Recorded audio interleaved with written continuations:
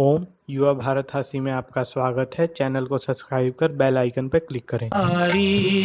विषये स्वसप्तः दाता समः सत्यपरः क्षमावान् आप्तोपसेवी च भवत्यरोगः।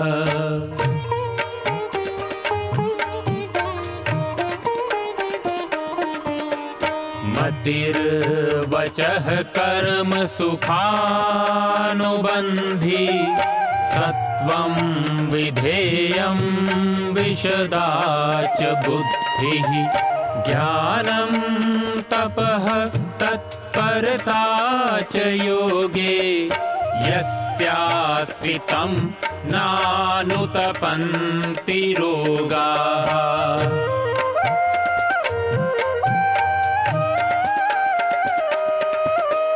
योगेन चित्तस्य पदेन वाचां मलं शरीरस्य च वैदिकेन योपाकरोतं प्रवरं मुनीनां पतञ्जलिं प्राञ्जलिरानतोऽस्मि पतञ्जलिं प्राञ्जलिरानतोऽस्मि पतञ्जलिं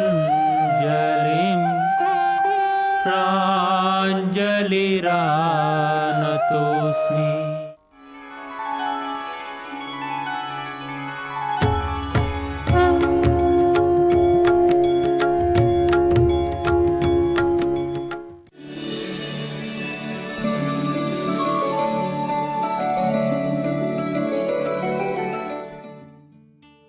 सबकी कमजोरी है।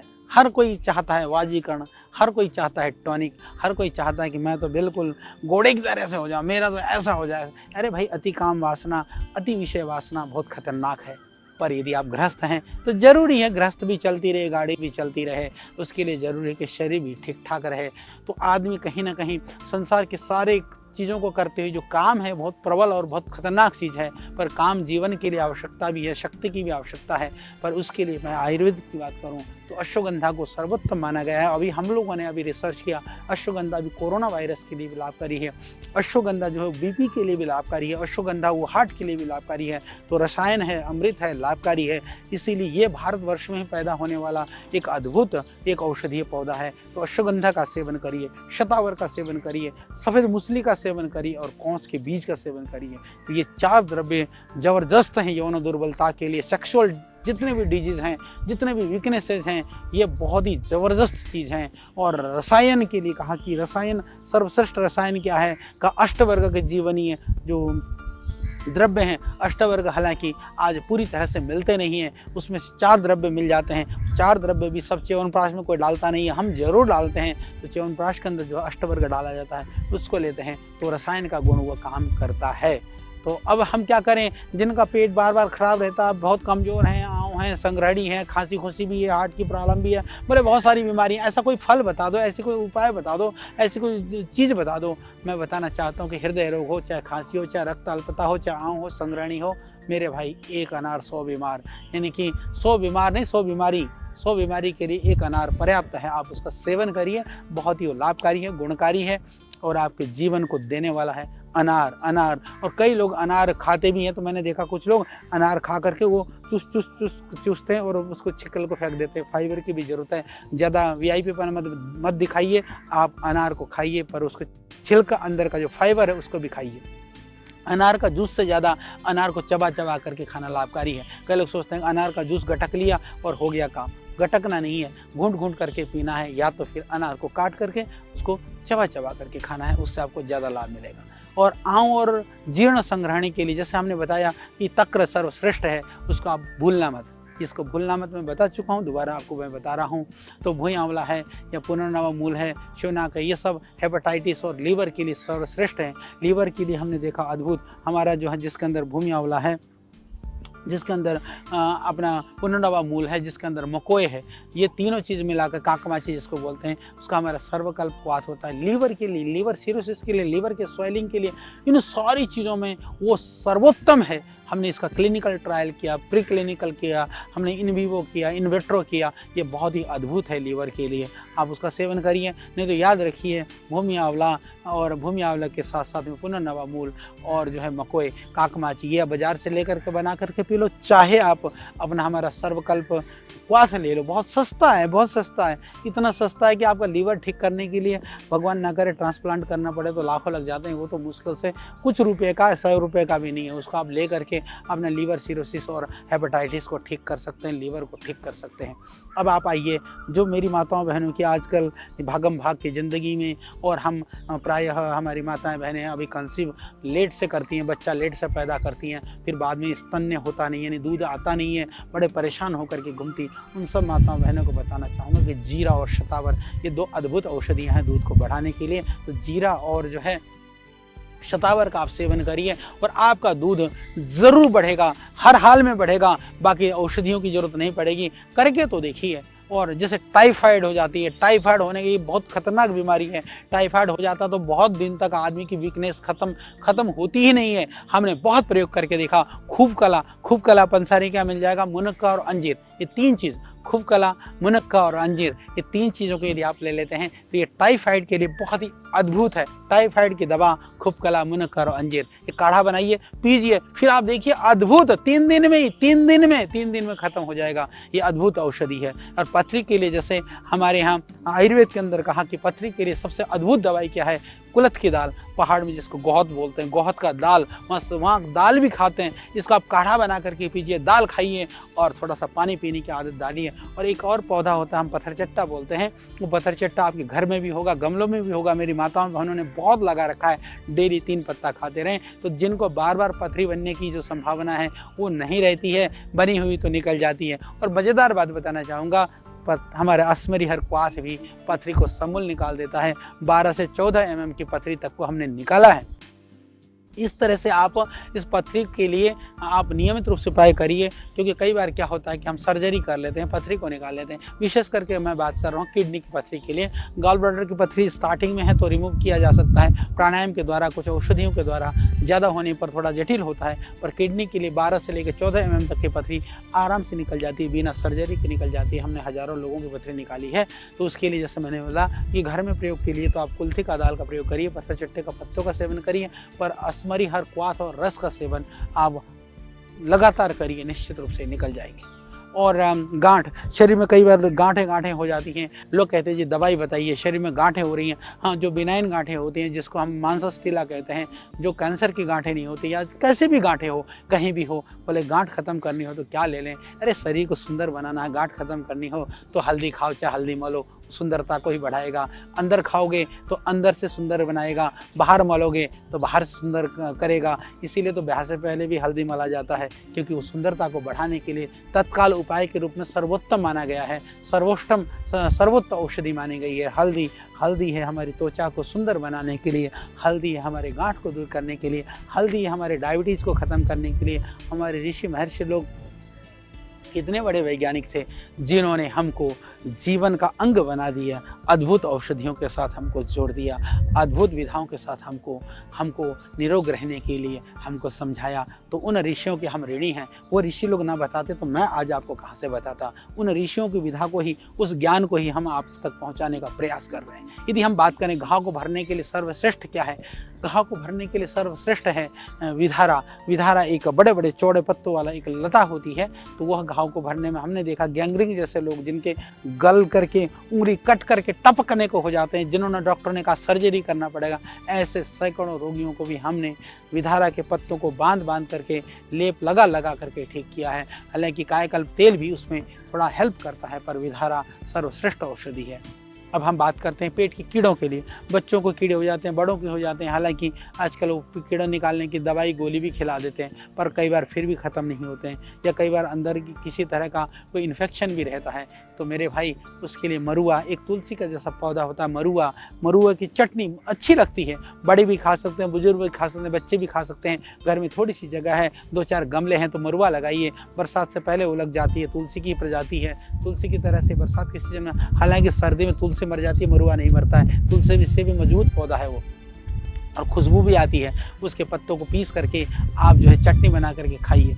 और दूसरा, यदि वो नहीं खाते हो लगातार, फिर तो मेरे भाई आड़ू का पत्तों तो काम कर ही जाएगा, पर आड़ू के पत्ते लगातार खाए नहीं जा सकते, वो बड़े बकबके होते हैं। पर वो दिन में जब लगे कि पथरी पेट में कीड़े हैं तो 2-3-4 बार आप 4-5 दिन जरूर आड़ू के पत्तों का रस पी सकते हैं। तो इसके लिए, जैसे हमने कहा, शोथ के लिए कि जब सूजन है, आजकल बॉडी के अंदर वाटर रिटेंशन की प्रॉब्लम है, सूजन की है, पैरों में है, नाक में, आँख में, कान में, कहीं भी सूजन है शरीर में, यदि एड़ी से लेकर के चोटी तक कहीं भी सूजन हो, तो इसके लिए पुनर्नवम भवति, जो अद्भुत है पुनर्नवा भूमि आंवला, और उसके साथ साथ में मकोए, जिसको काकमाची कहते हैं, ये अद्भुत है। ये लीवर के लिए भी, ये शोथ के लिए भी, तो पुनर्नवा इसकी महत्वपूर्ण औषधि है। तो आयुर्वेद ने कहा शोथ के लिए पुनर्नवा से बढ़कर के कुछ भी नहीं है। और स्त्रियों के बंधुत्व के लिए, मेरी माताएं बहनें, आजकल बहुत सारी की समस्याएं हैं कि रिपोर्ट नॉर्मल है पर बच्चा नहीं होता, वो कंसीव नहीं कर पाती हैं। उन सब के लिए सर्वोत्तम है पुत्र जीवक, और उसके साथ साथ में शिवलिंगी के बीज। और मज़ेदार कहानी आप लोगों ने भी सुनी होगी, पुत्र जीवक को लेकर के बड़ा पंगा हुआ कि बाबा जी बोले पुत्र बनाने की दवाई देते हैं। मेरे भाई, पुत्र जीवक उसका नाम है, उस पुत्र जीवक को मैं क्या कहूँ। वो पुत्र का मतलब ना लड़का है ना लड़की है, पुत्र का मतलब संतति है। जो समझे तो समझे, पर वो स्त्रियों को दी जाती है। और महिलाओं को, माताओं बहनों को दवाई देने से संतान मेल या फीमेल नहीं होता है, क्योंकि मेल या फीमेल संतति होने में पुरुष कारण होता है, परंतु स्त्री, क्योंकि पुत्र या पुत्री गर्भ धारण करने में, महिलाओं से संबंधित रोग को दूर करने के लिए शिवलिंगी के पुत्र जीवक, ये आज भी आपको पंसारी के यहाँ मिल जाएंगे, वो कहीं से भी ले सकते हैं, इसी नाम से मिलेगा, पुत्र जीवक बीज, शिवलिंगी के बीज। नहीं तो पतंजलि के स्टोरों में भी आपको उसको पैकिंग मिल जाएगा। तो ये हुआ आपके बंध्यत्व और स्त्री रोगों से संबंधित रोगों के लिए। शरीर में हो रहे बहाव और खून को, जो ब्लीडिंग होती है, ब्लीडिंग को रोकने के लिए मैं आपको बताना चाहता हूँ, बहुत सारे औषधियाँ, बहुत सारी दवाइयाँ हैं, पर ब्लीडिंग को रोकने के लिए, चाहे वो पायलसिम में हो रहा हो, चाहे ओवर ब्लीडिंग हो रही हो, चाहे किसी भी कारण से ब्लीडिंग हो रही हो, शीशम का पत्ता जो टाली बोलते हैं पंजाबी में, शीशम के पत्तों को थोड़े से पत्ते लाएं, हालांकि थोड़े से पोछी चबाने पर थोड़े से बकबके लगते हैं, 5-7-10 पत्तों को उसको पीसा या मिक्सी में डाल दिया और फिर घुमा दिया, थोड़ा मिश्री मिला दिया, फिर पिया। आप सुबह शाम पी लीजिए, बहुत ही अद्भुत है वो, आप उसका सेवन करिए। जिनको ज़्यादा लिकोरिया की प्रॉब्लम है, जिसको श्वेत परदर है, या जिनको पुरुषों को प्रमेह की शिकायत है, धातु रोग है, उसके लिए भी अद्भुत है। शीशम के पत्ते, बड़े बड़े पेड्डे, सारे जंगल में खड़े हैं, सारा हिंदुस्तान, पूरी दुनिया घोट करके पी ले, इतने शीशम के पेड़ हिंदुस्तान में हैं। ये एक अद्भुत औषधि है। और बात करते हैं हम आजकल जो बीमारियां हैं, विविध तरह की जो वायरल हैं, बैक्टीरियल जो डिजीज़ हैं, और उसकी वजह से प्लेटलेट्स की कमी हो जाती है। आज बहुत सारे लोगों को प्लेटलेट्स की कमी है। इसके लिए तुरंत बढ़ाने के लिए हमने बहुत प्रयोग करके देखा है मेरे भाई। गिलोय है, घृतकुमारी है, पपीता और ज्वारे का रस है, इससे बढ़िया और कोई उपाय नहीं है। आप प्लेटलेट्स, गिलोय और घृतकुमारी, और उसमें थोड़ा पपीते का पत्तों का रस मिला करके आप उसको नियमित रूप से सुबह शाम सेवन करिए। आपके प्लेटलेट्स भी बढ़ जाएंगे, आपका हीमोग्लोबिन भी बढ़ेगा, और डेंगू जैसी जो भयानक जो बीमारियां हैं उनसे भी आपको मुक्ति मिलेगी। कैंसर के लिए गेहूं का जवारा, घृतकुमारी, गिलोय, तुलसी, नीम के पत्ते, ये बहुत सर्वश्रेष्ठ है। आप चाहे कोई भी औषधि सेवन कर रहे हो, उसके साथ में यदि आप सहयोगी चिकित्सा के रूप में चाहते हैं तो जरूरी है कि गेहूं का जवारा, गिलोय, तुलसी, घृतकुमारी और नीम के पत्ते, तुलसी के पत्ती, इसको आप साथ में लीजिए। यह बहुत अद्भुत है। और हम लोगों ने काम किया है, गोमूत्र भी वैसे बहुत ही लाभकारी है। और जिनको मोटापा है, कब्ज है, कोलेस्ट्रॉल बढ़ा हुआ है, चर्म रोग है, कैंसर है, इस तरह की जितने भी समस्या हैं, उन सब के लिए भी जो गोमूत्र अर्क है वो बहुत ही लाभकारी है। हाँ, गोमूत्र अर्क भी देसी गाय का होना चाहिए, सही ढंग से निकला हुआ होना चाहिए, ये ध्यान रख लीजिएगा। और गंजापन के लिए हमने देखा है जो किसी चीज़ से भी ठीक नहीं हो रहा है, तो इसमें जो भिरड़ होता है जिसको ततैया बोलते हैं, उसके जो छत्ते होते हैं वो बरसात के बाद भी मिलते हैं। कहीं ना कहीं आपने देखा होगा वो लटके रहते हैं खेतों में, जंगलों में, पेड़ों में, या किसी घर में या खंडहर में, पुराने जो कोठड़ों में, तो वहाँ मिलता है। तो उस छत्ते को यदि आप ले लें, बहुत हल्का होता है, 1-2 ग्राम छत्ता 100 ग्राम तेल में उसको धीरे धीरे उबाल लें। और उसमें एक अद्भुत है, आपको और बताना चाहता हूँ, जो गुड़हल के पत्ते हैं, गुड़हल का पत्ता भी ये बालों के तेल के लिए बहुत ही लाभकारी है। नारियल के तेल में 100 ग्राम तेल है तो करीबन 20-25 ग्राम गुड़हल के पत्ते को तेल में डालिए, उसको पकाइए, पका करके बालों में लगाइए। एक सरल और सटीक और अद्भुत प्रयोग है, इसको कर करके देख लीजिए। और दूसरा जो है, नेत्र रोगों के लिए हमने अभी एक नया प्रयोग किया। अदरक का रस है, सफ़ेद प्याज का रस है, उसके अंदर यदि हम डाल दें, थोड़ा सा शहद मिला करके आँख में डालें तो बहुत ही अद्भुत होता है। अदरक, सफ़ेद प्याज और थोड़ा सा नींबू, नींबू के साथ साथ में थोड़ा सा जो है शहद, 3 भाग, तो ये बहुत ही लाभकारी होता है। बहुत ही, ये हालांकि आँख में बहुत लगती है, पतंजलि दृष्टि के अंदर वही है और बहुत ही लाभकारी है, बहुत ही गुणकारी है। किसी किसी को थोड़ी सी लगती है तो फिर हमने उनके लिए मृदु वाला जो है, सौम्य वाली दृष्टि भी बना दी है, तो ये आँखों के लिए बहुत ही लाभकारी है। शुद्ध शहद मिले तो वही आँखों में डालिए, वो भी बहुत ही लाभकारी है। तो ये सफ़ेद प्याज का रस डालिए, वो भी लाभकारी है। सफ़ेद प्याज, या आप इसको तो डाल ही सकते हैं, शहद को तो डाल ही सकते हैं, तो ये आँख के लिए बहुत ही लाभकारी है। और यदि हम बात करें कोलेस्ट्रॉल के लिए, हृदय रोग के लिए, मोटापे के लिए, इन सब चीज़ों के लिए लौकी का जूस बहुत ही लाभकारी है। लौकी के साथ में आप सेब का जूस भी निकाल करके सुबह पी सकते हैं। नहीं तो लौकी में थोड़ा सा आप पुदीना, थोड़े से आप तुलसी का रस मिलाइए, फिर देखिए वो अद्भुत है, वो अमृत बन जाएगा। हमने देखा है कोलेस्ट्रॉल कम करने के लिए, हार्ट के रोगियों के लिए और हाइपरटेंशन के रोगियों के लिए भी बहुत ही लाभकारी है। और डायबिटीज़ के लिए, डायबिटीज़ में हमने देखा करेला, खीरा, टमाटर, तीनों चीज़ का रस निकालिए। एक छोटे साइज़ का खीरा ले लीजिए, एक मध्यम साइज़ का करेला ले लीजिए, एक मीडियम साइज़ का आप खीरा, टमाटर ले लीजिए। तीनों को मिक्सी में डालिए, क्रश करिए, जूस निकालिए और निकाल करके आप सुबह सुबह खाली पेट पीजिए, तो डायबिटीज़ वालों के लिए बहुत अद्भुत काम करता है। इसी तरह से शारीरिक शक्ति को देने के लिए, यानी कि शारीरिक ताकत चाहिए, इंस्टेंट आपको जो है ना एनर्जी चाहिए, दूध में थोड़ा सा हल्का गुनगुने दूध में थोड़ा सा मिला दीजिए शहद और आप पीजिए। इससे बेहतरीन कोई चीज़ नहीं हो सकती। आयुर्वेद की इस ज्ञान को, आयुर्वेद की इस विज्ञान को आपके घर तक नहीं, आपके मन, मस्तिष्क और दिल तक पहुंचाने का हमने भी संकल्प लिया, हमने भी ठाना है। आप देखते रहिए, देखना जरूरी आपको है, ज्ञान पहुंचाने का काम हमारा, हम जरूर पहुंचाएंगे। भोजन को कहा कि क्या करें कि भोजन में स्वाद पैदा करने के लिए कहा कि स्वाद पैदा करने के लिए, और नमक को सर्वसुलभ और सहज माना गया है। और ध्यान रख लीजिएगा कि नमक स्वाद तो उत्पन्न करता है, पर ज़्यादा खाओगे तो गड़बड़ भी करता है, क्योंकि अति सर्वत्र वर्जयत। यदि बात हो रही है तो एक लिमिट के लिए, एक सीमा के लिए, संबंधित समस्या के लिए बात हम कर रहे हैं। अच्छे स्वाद के लिए और भोजन में बहुत ही रुचि पैदा हो, उसके लिए क्या करें? इसके लिए कहा कि रुचि पैदा करने के लिए खट्टे, यदि जैसे दाल है, दाल में थोड़ा सा नींबू निचोड़ लीजिए तो स्वाद भी आएगी और उससे रुचि बढ़ेगी। तो इस तरह से थोड़े खट्टे पदार्थों का उचित उसमें सम्मिश्रण किया जाता है, उससे रुचि भी पैदा होती है, स्वाद भी पैदा होता है। ये आयुर्वेद में वर्णन है। ये सारे रहस्य की बातें, ये छोटी छोटी बातें पर बहुत महत्वपूर्ण है, पर मूल सिद्धांत वो आयुर्वेद में ही है। और कफ और पित्त दोषों को शांत करने के लिए कहा कि शहद सर्वोत्तम है, तो इसके लिए हम शहद का सेवन करें। शहद की भी एक उचित मात्रा में सेवन करना ही लाभकारी होता है। शुद्ध शहद, अच्छा कई बार लोग कहते हैं कि जी पतंजलि की चीज़ भी अशुद्ध है या शुद्ध है कि नहीं है। मैं आपको कहता हूँ कि जब तक श्रद्धेय स्वामी रामदेव जी महाराज हैं, श्रद्धेय पूज्य स्वामी जी का जब तक उसमें शुभकामना है और हम आपके सामने खड़े हैं, पतंजलि के उत्पाद कभी भी आपको हम गलत कभी देने वाले नहीं है। पतंजलि का शहद शुद्ध है और शहद जमना ये कोई अशुद्धि की निशानी नहीं है। जमना वो शहद प्राकृतिक एक नेचुरल वो एक प्रक्रिया है, इसको समझिए। और वात और पित्त दोषों को शांति करनी हो तो क्या करें हम? तो वात और पित्त दोष की शांति के लिए कहा कि घी सर्वोत्तम है, कि शुद्ध घी। लोग तो ये बात के लिए कहते हैं, बोले पतंजलि का घी तो शुद्ध है, आपने लिखा उसमें देसी गाय का घी या गाय का देसी घी। ये देसी गाय का घी है या गाय का देसी घी? मैं कहना चाहता हूँ कि गाय चाहे देसी और विदेशी दोनों मिले हुए हो, अधिकांशतः देसी गाय है, पर घी गाय का ही है। इसमें कोई भी किसी तरह की कंट्रोवर्सी नहीं होनी चाहिए, क्योंकि हम जो चीज़ करते हैं, जो कहते हैं, उसमें पूरी प्रामाणिकता के साथ में हम कहने का प्रयास करते हैं। यदि आज हम आयुर्वेद की बात कर रहे हैं तो ये सोचिए कि हमको कितनी ताकत लगानी पड़ रही होगी कि जो आपको हम बता रहे हैं, कितना हम अनुसंधान कर रहे होंगे कि कोई ऐसी बात न जाए जो अतिशयोक्तिपूर्ण हो, चाहे गलत हो, चाहे जिसका प्रभाव न हो। हम बहुत ध्यान रखते हैं, इसीलिए आप हमसे प्यार करते हैं। उसी का प्रमाण है कि आज करोड़ों करोड़ों देशवासी हमारे प्रति विश्वास करते हैं। आयुर्वेद को लेकर के यदि हम कोई बात कहते हैं तो अपने दिल में लेते हैं। ये हमारे लिए बड़े गर्व और गौरव की बात है। तो कहा कि यदि किसी का मल सूख गया है, मल कम हो गया है पेट में, तो बढ़ाने के लिए क्या खाएं। आप सोच सकते हैं कि कोई कहे कि अपने लैट्रिन बढ़ाने की विधि बता दो।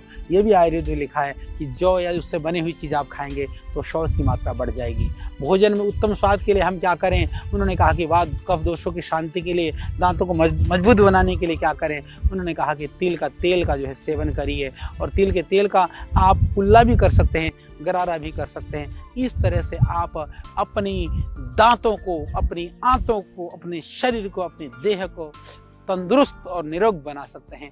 तो हमने आपको इन 2 एपिसोडों में, इन 2 कड़ियों में इस विषय को बड़ी गंभीरता के साथ में, बड़ी जटिल विषयों को, गंभीर विषयों को गंभीरता के साथ में, सरलता के साथ में, आनंद और अद्भुत तरीके से बताने का प्रयास किया है। आपको जरूर अच्छा लगा होगा, आपकी ज्ञान की वृद्धि अवश्य हुई होगी। तो जुड़े रहिए हमारे साथ, फिर हम होंगे आपके बीच और नई नई जानकारियां, नए नए ज्ञान, विज्ञान, आयुर्वेद की उपाय और विधाओं को लेकर के। तब तक के लिए आप मुझे दीजिए विदा। ओम नमस्ते, प्रणाम। ऋषियों के ज्ञान से लेकर प्रकृति के वरदान तक, आयु के विज्ञान से लेकर आयुर्वेद के सिद्धांत तक, प्राचीन चिकित्सा पद्धति के हर पहलू का प्रासंगिक विवेचन। ऋषिकल श्रद्धेय आचार्य बालकृष्ण जी द्वारा सरल भाषा में स्वरचित सृजन। हिंदी, अंग्रेजी सहित विश्व के 70 से अधिक भाषाओं में लाखों की संख्या में प्रकाशित बेस्ट सेलर अद्वितीय ग्रंथ आयुर्वेद सिद्धांत रहस्य। आज ही घर लाएं। आयुर्वेद से स्वस्थ जीवन का आधार पाएं।